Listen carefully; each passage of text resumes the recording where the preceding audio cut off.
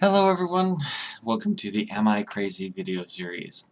Today we're going to talk about depression, what you need to know to respond effectively to it, and what it is, and all of that.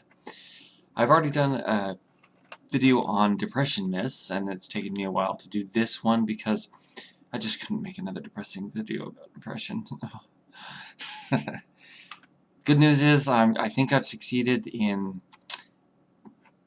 creating some material that is hopeful, not depressing. I hope. Alright. My depression myths video covered most of the misconceptions. There was just one I saved for this video, which is depression is about sadness. Depression is not about sadness. It's about misery. So, depression does include sadness, but it includes any kind of negative emotion except for the ones involving fear, anxiety, the ones that will actually arouse your physiology, make your heart pound and the blood pump through your system and make you want to do something or have a very strong physiological response like sweating and that kind of thing. That's generally not in the realm of depression. But I'm going to violate that right away to say most men experience depression primarily through anger.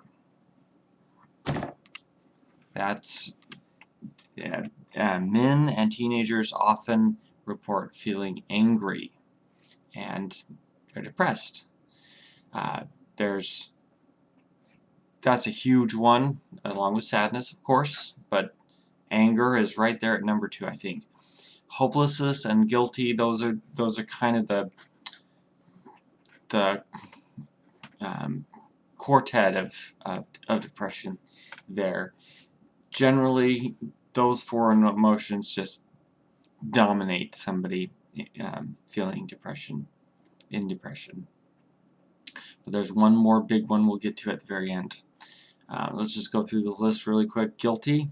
Sorry, I already covered guilty. Like a loser. Frustrated. Cranky. Ashamed. Despondent. Negative. Critical.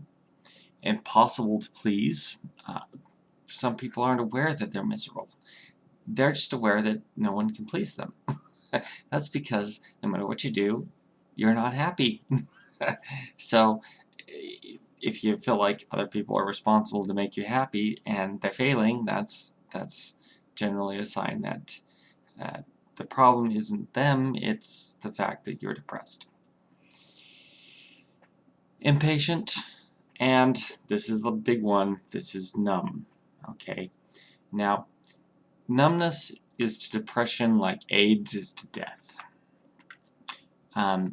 AIDS never killed anyone.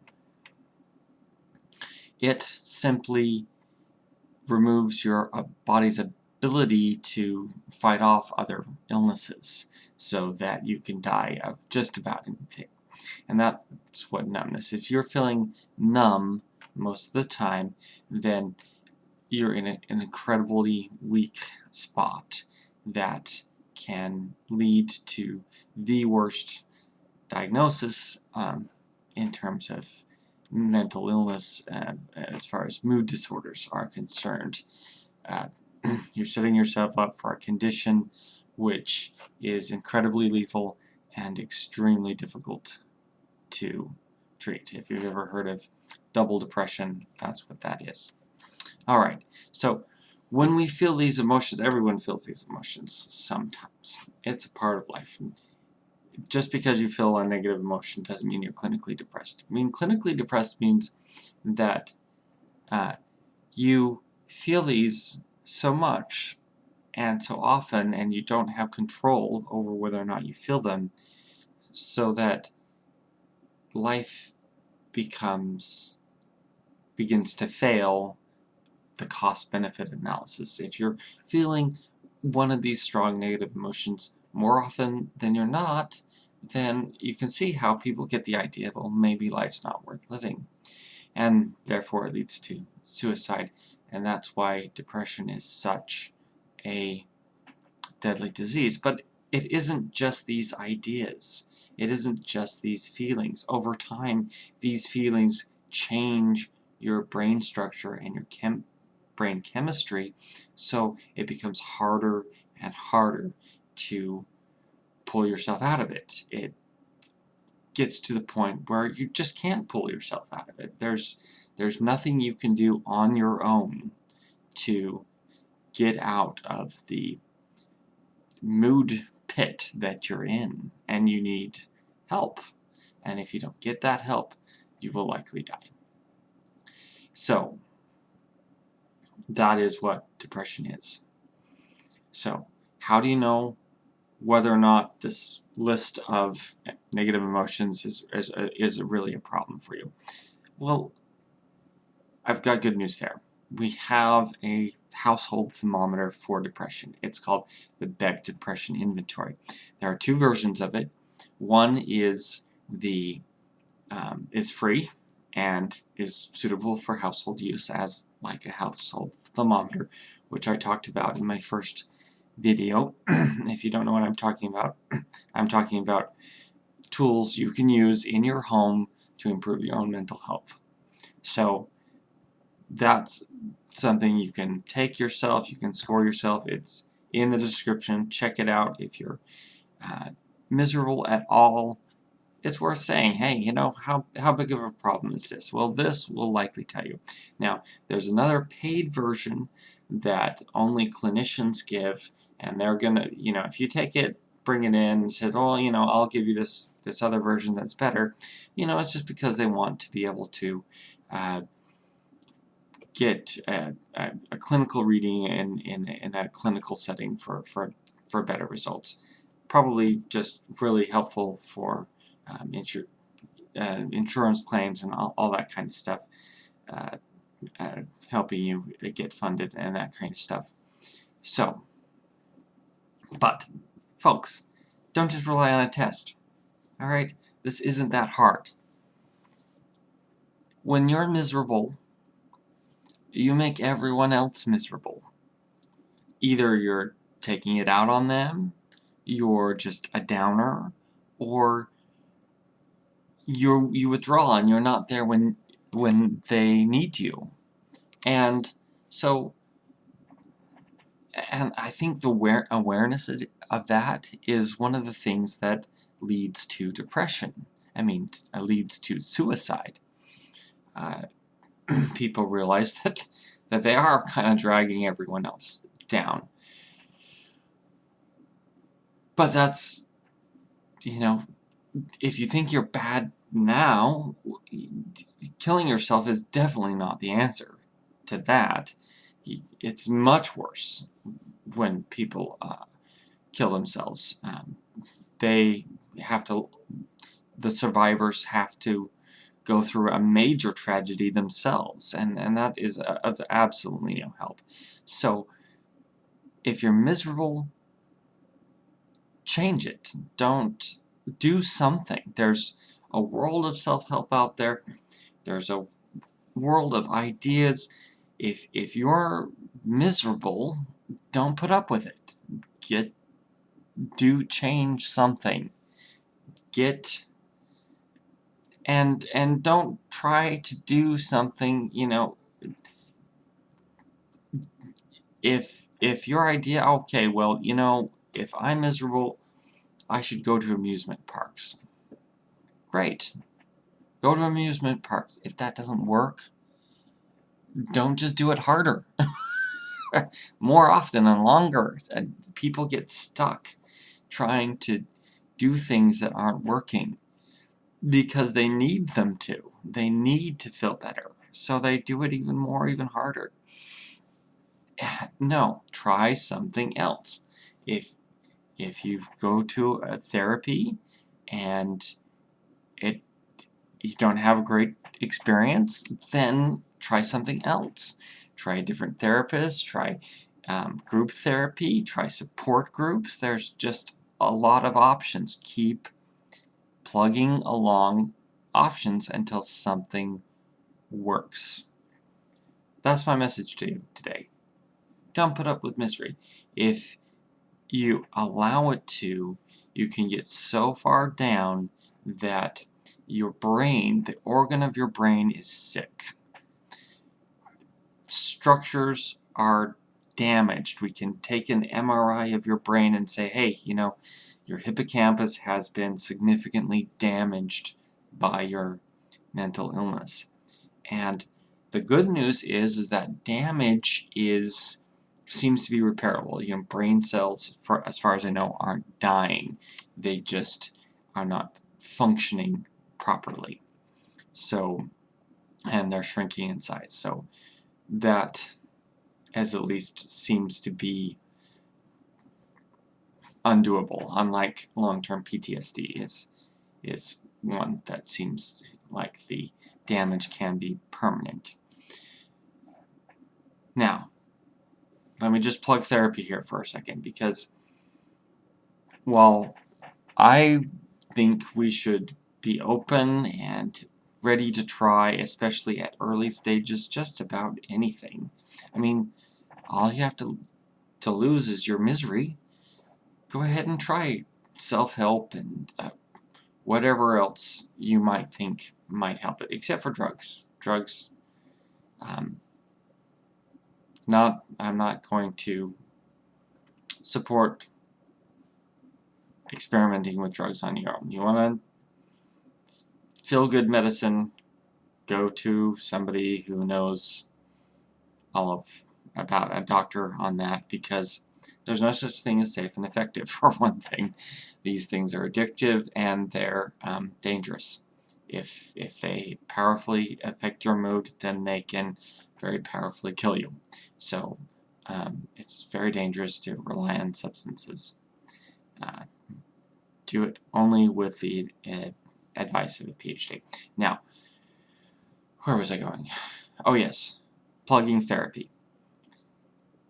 Therapy. We have medication that helps with depression, and we have some strong evidence-based treatments, psychological treatments for depression. And surprise, surprise, folks, it doesn't involve telling a therapist your deepest, darkest secrets, or all about your childhood, or blaming your parents for everything. It simply has to do with actively changing your thought patterns, figuring out which ones are not working for you and changing them. And that is an important part of the medication. If you're on antidepressants, and that's very similar to being numb. If you're not going to get therapy too, you're reliant on this medication to make you functional, and the next little bump is scary to me for you. You really need better treatment than that. I support medication. In my own mental illnesses, I took medication. They helped me.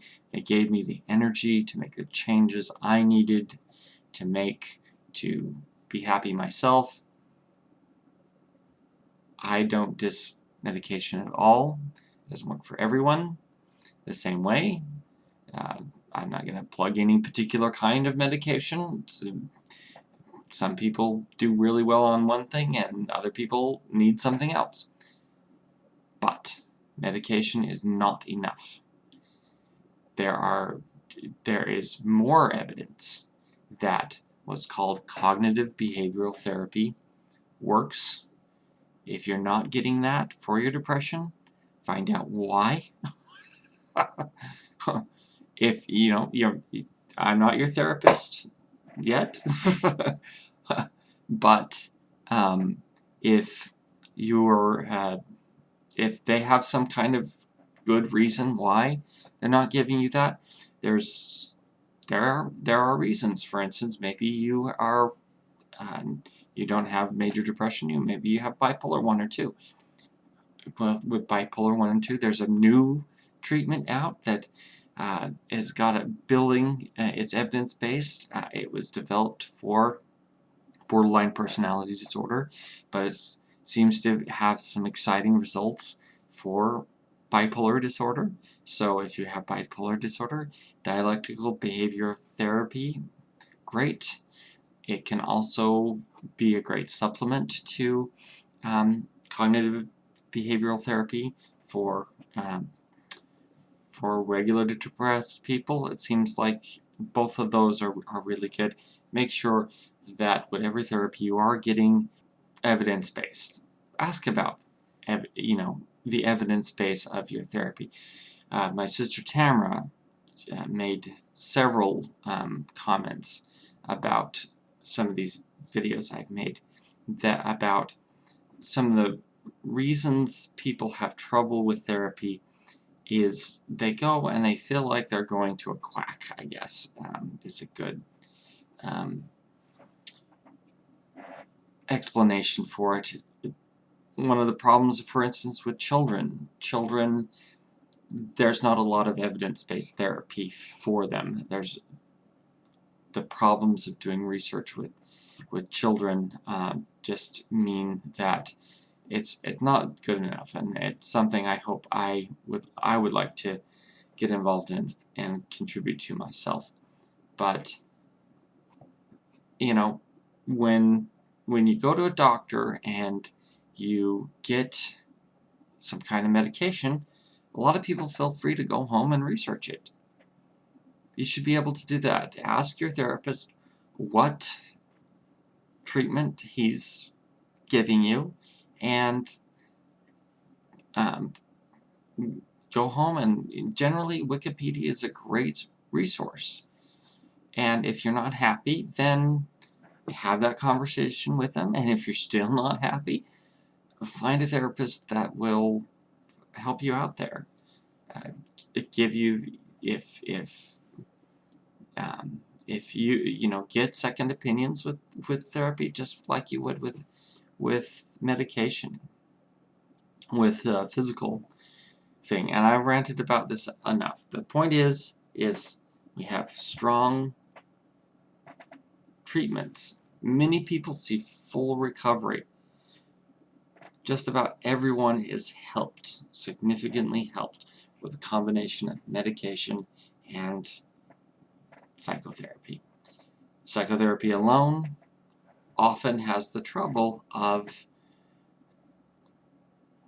it requires people to change. Depressed people don't have the energy to change. So that medication can be a real key in making the psychotherapy effective. Medication alone tends to stop working over time. You build up a dependence, and you go from antidepressant to antidepressant, developing allergies, etc., and so forth. And there's plenty of gaps in your treatment where it's not working for you. You're casting around for a new one that will work for you, and you might just run out. And then you'll be in front of a therapist, if you're lucky, if you survive that, and the therapist will be frustrated because they're gonna try to give you psychotherapy without medication, and that's not nearly as effective. So I definitely discourage, we'll try medication and see if that's enough. That's not acceptable, folks. The underlying message here is, if you're miserable, do something about it. And do something until you find something that works. Keep plugging at it. There's hope. Don't let the depression monster that tells you that there is no hope, there's no bother in trying, get to you, because that's when you don't feel like you can try something new, that's when you say, hey, I need help. I need, go into the emergency room, go into a therapist's office, say, hey, I'm at the end of my rope. I'm miserable and I can't make myself miserable and making myself happy no matter what I do. I need help with that, or because this is a life-threatening problem. It really is. You deserve to be happy. You need to be happy. Everyone else needs you to be happy. So do what it takes and be happy.